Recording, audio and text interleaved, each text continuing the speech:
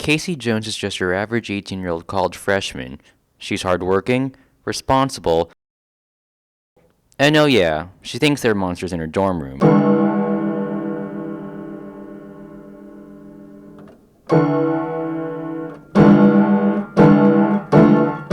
Casey didn't just all of a sudden go crazy. Ever since she moved into the dorm 3 months ago, she sensed that certain things were not quite right. For one, no one else lives on her floor.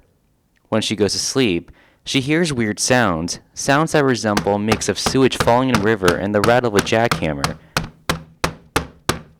And every day, she sees a mysteriously lit green shadow coming from a room 4 doors away from her.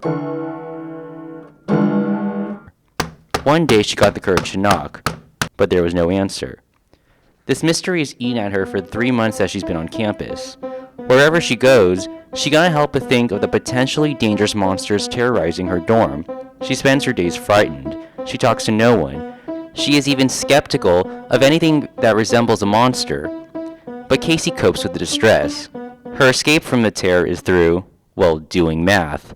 You see, Casey does her homework as a type of release. She finds math to be predictable, honest, and always reliable. The theorems and postulates which help her solve the problems acts as a key for Casey to find her way through the monotonous paper-crunching math problems of invariable calculus. But on one day, when Casey came back from a 5-hour-long invariable geometrics addition multiplication fusion postulate class, a strangely placed banana peel comes in front of her and catches her off guard. Her books fly everywhere, and her math book, her only pride and joy in the world, fly in the air and inconveniently enters the mysterious room. Casey is horrified. Her existence, her sanity is inscribed in that notebook in the form of big numbers and weird squiggly math notations. From this whole time being at college, she has been afraid, timid, unable to conquer the mystery of her dorm room. But this is where that ends. Casey runs and opens the door, only to find that in the room lives a studious engineer student doing research on the effects of jackhammer sounds in relation to greenlit cities.